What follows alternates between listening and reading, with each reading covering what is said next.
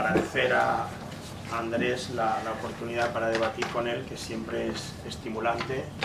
y más cuando es así en un marco más formal, donde no siempre adopta el rol de provocador, sino que se atiene a veces bueno, como hemos visto, a un marco jurídico muy perfectamente determinado y unas conclusiones que en parte comparto y en alguna parte no. Entonces, sobre la primera parte de la intervención, pues bueno, está muy bien y yo no tengo mucho más que decir, sobre todo la disertación sobre el espacio público, el dominio público. Digamos que ahí he introducido una idea importante que yo luego también voy a manejar. Voy a manejar a veces también como alternativa de fundamentación a ciertas posibles obligaciones de la administración pública, que es la idea de igualdad en el uso que él mismo ha planteado. Y cómo puede tener consecuencias similares a las del principio de neutralidad. Eso por un lado. Luego, el principio de neutralidad, yo aquí sí que he tenido ocasión alguna vez de trabajarlo y de estudiarlo, y es verdad que no tiene un apoyo normativo expreso digamos, en el derecho codificado o en el derecho escrito, pero es un principio que el Tribunal Constitucional extrae. Y lo extrae en la sentencia 5/1981, con relación a los centros docentes, es verdad que en ese contexto, pero lo extiende a todas las instituciones públicas. Es la sentencia que resuelve el recurso de inconstitucionalidad contra la ley orgánica que regulaba el Estatuto de Centros Escolares. Y ahí el Tribunal Constitucional, y aquí sí que lo voy a leer textualmente, viene a decir, dice expresamente, aunque hay que tener en cuenta que algunas referencias a la cuestión religiosa y a la confesionalidad del Estado, porque se refiere específicamente al tema del Estatuto de los Centros Docentes. Dice, en un sistema jurídico político, basado en el pluralismo, la libertad ideológica religiosa de los individuos y la confesionalidad del Estado, todas las instituciones públicas, y muy especialmente los centros docentes, han de ser en efecto ideológicamente neutrales. Es decir, todas las instituciones públicas han de ser ideológicamente neutrales. Y aquí, curiosamente, el Tribunal precisamente configura este principio de neutralidad ideológica vinculándolo a valores que Andrés planteaba como de alguna medida en contraposición. Es decir, lo plantea quizá como garantía de pluralismo y como garantía de la libertad ideológica y religiosa. Es decir, es la neutralidad ideológica estatal la que permite alcanzar ese pluralismo y la que conecta con la garantía de la libertad ideológica. Naturalmente, esto podemos discrepar mucho, habría que entrar al fondo de la cuestión, pero sí que es un principio reconocido por la jurisprudencia constitucional. Y ya el propio Tribunal Constitucional, como sabe muy bien Andrés, se ha ocupado, el profesor Boix, perdón, por ser más formal ya que se está grabando, se ha preocupado de elevar el mismo al mismo rango normativo de los principios constitucionalmente declarados de forma expresa en la Constitución a los principios que él entiende implícitos y que él mismo elabora y decanta a partir del texto constitucional. Yo no recuerdo ahora la cita concreta, pero el propio tribunal les atribuye el mismo valor jurídico a los principios constitucionales expresos que a los que él entiende que están implícitos en el texto constitucional. Claro, a partir de aquí, tampoco voy a entrar en detalle, entra en otras sentencias posteriores, sobre todo hay una sentencia luego del año 2011, del año 2001, donde concreta más cuáles serían las consecuencias de este principio de neutralidad ideológica del Estado. Pero vamos, si luego surge en el debate entraré porque tiene que ver con cuándo se produce una violación de la libertad ideológica, los requisitos necesarios para que se produzca esa violación de la libertad ideológica. Pero bueno, ahí tenemos el principio de neutralidad, por tanto, conectado con el pluralismo y la libertad ideológica. ¿Qué más cabría destacar a ese respecto? Y ya voy a entrar primero en la cuestión de los patinetes, aunque muy rápidamente, y me voy a centrar más en la cuestión de los lazos amarillos. Bueno, la cuestión de los patinetes, yo estoy esencialmente de acuerdo con lo que he entendido que es la posición del profesor Boix. Y es más, a mí también su intervención me suscitaba alguna reflexión. Efectivamente, está la cuestión del elemento económico como factor diferenciador. Pero lo cierto, y creo que él lo apuntaba, es que es verdad que ese factor económico no deriva del uso de la vía pública por el patinete. Es decir, lo que genera el ingreso en la empresa no es la circulación del patinete, no es un uso especialmente intenso de la vía pública, circula igual que circula cualquier otro vehículo. Es decir, en realidad el factor económico aparece del alquiler temporal del patinete por el usuario, que en realidad sería lo mismo que ocurre cuando alguien alquila un coche. Cuando alguien alquila un coche, bueno, no le cobran después una tasa porque ese coche alquilado circule por la vía pública. Aquí el elemento diferenciador es quizá la ocupación, es decir, dónde se ubican los patinetes, es decir, el hecho de que los patinetes puedan producir una saturación y cuáles serían los puntos en los que el ciudadano puede recoger y dejar el patinete, y en la medida en que eso pueda suponer un uso especialmente intenso, en esa clasificación que él hacía, de un uso común especial o quizás incluso un uso privativo de la vía pública. Por ahí es por donde podría venir quizá la intervención administrativa, no por la cuestión de, entiendo yo, de esa ocupación del dominio público, que no es diferente de la que hace cualquier otro vehículo, cualquiera que sea su titularidad y esté en régimen de alquiler o en régimen de propiedad. Bueno, la cuestión de los lazos amarillos es una cuestión quizá políticamente más sensible y me suscita varias reflexiones conectadas con algunas cosas que ha dicho él y yendo incluso un poco más allá en algunos aspectos. Bueno, es cierto que aparentemente colocar los lazos amarillos es ejercicio del derecho fundamental a la libertad de expresión, pero yo creo que eso podríamos llegar incluso a veces a cuestionar. Es decir, aparentemente hay un uso de la libertad de expresión, pero claro, somos muy dados a, bueno, pues hacer un discurso muy pro libertad de expresión, que yo comparto generalmente, alegando, bueno, pues cómo es fundamental para la formación de la opinión pública, contribuir al debate en el foro público. Pero aquí habría otro aspecto también importante, es decir, y de alguna manera ha surgido en otros elementos, es decir, verdaderamente la proliferación de lazos amarillos de la forma tan intensa que generalmente ocurre el fenómeno, ¿busca contribuir al debate? Es decir, ¿es un elemento de discusión pública o es un elemento de disuasión que reivindica la ocupación simbólica del espacio público y por tanto una exclusión casi por la vía de hecho de toda posibilidad de expresar un mensaje discrepante? Me explico, aparentemente es libertad de expresión. Yo también pienso que en el fondo lo es. Ahora, a la hora de determinar en qué medida puede surgir una obligación de intervención de la administración, habría que tener en cuenta estos aspectos de en qué medida no puede ser un ejercicio relativamente aparente de la libertad de expresión. Eso por una parte. Luego habría que decir otra cuestión que tiene que ver con la cuestión de la igualdad en el uso. Es decir, bueno, precisamente si la obligación de la administración es garantizar la igualdad en el uso del dominio público, cuando ese ejercicio de la libertad de expresión se produce de tal forma que es una ocupación, primero, como él mismo ha dicho, hay un elemento temporal, es decir, no es lo mismo hacer un speech en la calle, en la vía pública, o no es lo mismo celebrar una manifestación, una reunión, que colocar unos elementos que, bueno, ¿hasta cuándo van a estar ahí los lazos amarillos? Permanentemente, nadie los puede tocar nunca, no se pueden retirar, tienen que estar ahí permanentemente simbolizando esa ocupación efectiva del espacio, por tanto ese control del territorio, que es uno de los elementos esenciales en el reconocimiento de un Estado, el control efectivo del territorio, aparte de otros elementos que también se intentan buscar, es decir, en qué medida que hay otros elementos, además de un ejercicio simple de la libertad de expresión, que cabe tener en cuenta.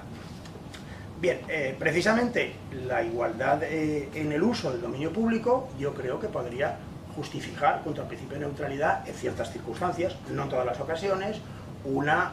obligación jurídica de actuar. Es decir, cuando esa ocupación del espacio público es una ocupación simbólica que en realidad, ¿en qué medida contribuyen los lazos amarillos al debate sobre la cuestión? En cierta medida sí, hacen presente, focalizan la existencia de un problema, pero claro, si focalizan la existencia del problema a costa de producir un efecto desaliento también en una buena parte de la sociedad que de alguna manera se ve excluida simbólicamente del espacio público, porque además las instituciones públicas, haciendo dejación de ese deber de neutralidad que sí que está expresamente establecido para las instituciones públicas cuando actúan en ejercicio de sus potestades, no cuando regulan el uso del espacio público a los particulares, cuando además esas instituciones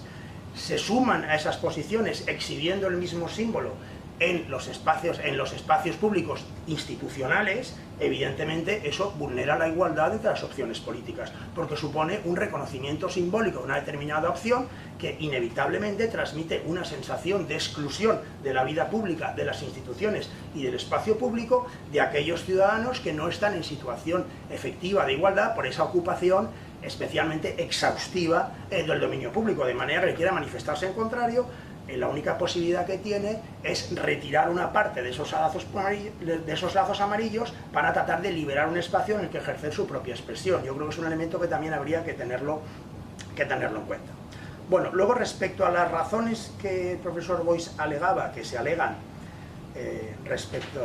para justificar o fundamentar una posible actuación administrativa de retirada de los lazos amarillos,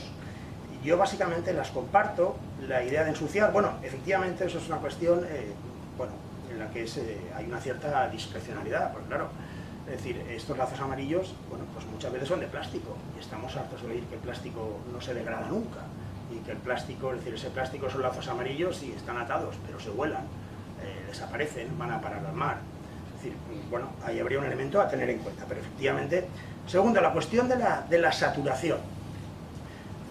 Yo no sé si he entendido bien aquí, no sé si Andrés aquí se hacía referencia a una saturación física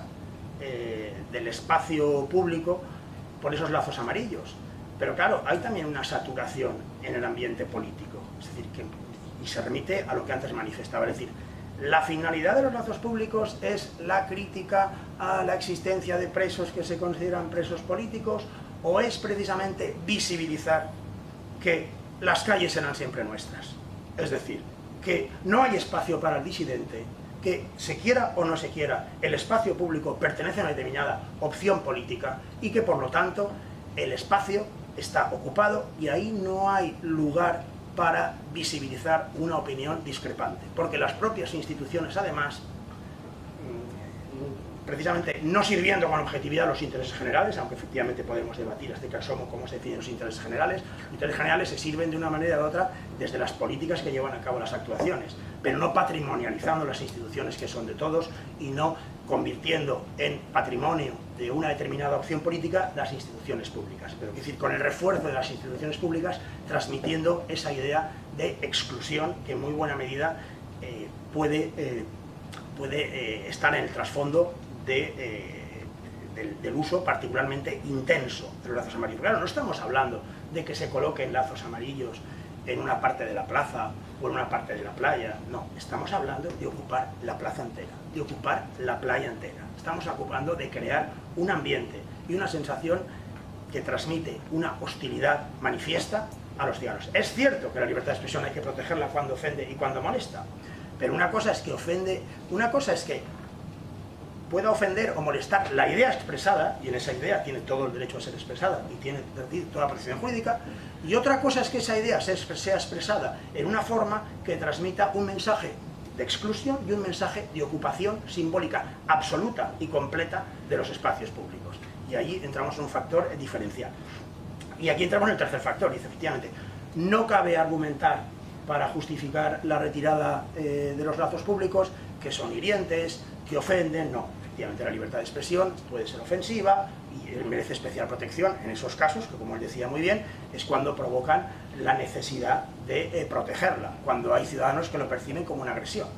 Pero una cosa es que lo que no cabe es restringir el mensaje por el contenido del mensaje, porque su contenido sea un mensaje que se considere incómodo, ideológicamente incorrecto, hiriente desde el punto de vista de los contenidos, de lo que transmite, y otra cosa es la forma en la que se transmite. Y la forma en la que los mensajes se transmiten es perfectamente susceptible de limitaciones y restricciones, y eso, en la medida en que no se pruebe que tiene una razón ideológica, es decir, que viene motivada por la posición ideológica que se mantiene, es perfectamente compatible, según el Tribunal Constitucional, con la libertad ideológica. Siempre que no sea desproporcionada, siempre que queden otras formas, otros vehículos y otras vías para manifestar y vehicular esa misma expresión. Es decir, puede verse afectada la libertad ideológica en cuanto a una forma concreta de expresión, siempre que eso no sea desproporcionado y que no prive de otros vehículos u otros medios de difusión a la idea o a la expresión, y siempre que la restricción no venga motivada por el contenido ideológico concreto que se transmite por esa posición. Entonces, yo estoy de acuerdo en que no se podría fundamentar en el contenido hiriente para los demás o ofensivo para otros ciudadanos una intervención sobre los lazos amarillos. Creo que esa no es la cuestión. Es decir, lo que es hiriente no es el mensaje. Lo que puede afectar a la igualdad en el uso de la vía pública, en la medida en que supone una ocupación simbólica de todo el espacio público, es la forma en la que se transmite este mensaje, que, insisto, puede sobrepasar el objetivo legítimo de la libertad de expresión, que es contribuir al debate, en la medida que lo que se pretende transmitir es precisamente la idea de que no hay debate posible. Son presos políticos, somos un sol poble y estamos todos detrás de nuestros presos políticos. Y aquí no dejamos espacio para transmitir otro mensaje diferente. No lo dejamos en la medida en que depende de nosotros, y con unas instituciones que además sitúan las dos posiciones en situación de desigualdad, en la medida que simbólicamente otorgan reconocimiento a una de las dos posiciones con esa política de establecer los lazos amarillos o recurrir a la simbología en las instituciones públicas, que estas sí, creo que no hay discusión sobre que tienen que ser ideológicamente neutrales, no en la ejecución de un programa político, no en la opción política que vehiculizan, pero sí en la patrimonialización de las instituciones, que con independencia de la orientación política que tengan, son instituciones en principio al servicio de todos los ciudadanos. Desde ese punto de vista, autorregulación, es decir, que los ciudadanos entre sí sean los que unos ponen los lazos, otros lo quitan. Bueno, a mi principio no me parece mal en la medida en que no acaben generando otros problemas, pero claro, esto puede crear problemas de orden público, problemas de enfrentamiento, problemas de agresiones, de generar en conflictos civiles. Y ahí yo creo que sí que podría, es decir, si la situación en este punto sobrepasa determinados límites, yo creo que sí que podría haber una obligación jurídica de actuar, pero no en el sentido, quizás, en el sentido de garantizar la igualdad en el uso del espacio público. Yo sé que Andrés es muy reacio a la intervención administrativa, y yo muchas veces estoy de acuerdo con él, pero creo que en este caso, en algunas circunstancias, podría estar justificada una intervención administrativa para regular el uso del espacio público, en el sentido de delimitar a lo mejor ciertos espacios donde puedan transmitirse esos mensajes, pero garantizar que no sea una ocupación invasiva y absolutamente intensiva del espacio público, de manera que quede espacio para otros mensajes, o que se haga de manera que no pretenda transmitir esa ocupación simbólica exhaustiva del espacio público. Y si no la neutralidad, pues yo creo que esa igualdad en el uso de los bienes públicos ya está justificado. Tú ponías el ejemplo de los niños en el parque. Claro, es verdad, es decir, los niños en el parque no tiene sentido decirle a un niño no, solo puedes usar 5 minutos, o decirle no, mira, no puedes usar todo el rato el columpio porque hay otros que esperan detrás. Pero claro, eso es unas circunstancias. Y otras circunstancias es cuando te viene una banda organizada de niños y de no tan niños que se dedican a ocupar sistemáticamente los columpios y a mantenerlos ocupados, no tanto por obtener provecho de ellos, sino para demostrarte que no tienes ninguna opción a utilizar esos columpios, que tú eres un extraño, eres un extranjero, y que ni sueñes con poder ocupar ese espacio, porque ni de una forma ni de otra se te va a permitir hacer uso de ese espacio público para transmitir tus posiciones. Eso es muy distinto que los niños que de buena fe contribuyen a cómo organizarse y a guardar el turno en el uso de los columpios. Eso es una cosa, y otra cosa es que la ocupación del columpio lo que transmita es un mensaje de ni sueñes con utilizar este columpio no es tuyo, este parque no es tuyo, y lo mejor que puedes hacer es desaparecer de este parque y no volver nunca. Estoy dramatizando y estoy exagerando, ¿no? Estoy llevando a un extremo quizá retórico y un poco teatral el argumento, pero quiero decir que aquí hay unas connotaciones que también creo que en algunas circunstancias podrían justificar la intervención. Y bueno, yo creo que ya me he extendido demasiado y lo mejor es dejar abierto el debate. Pues,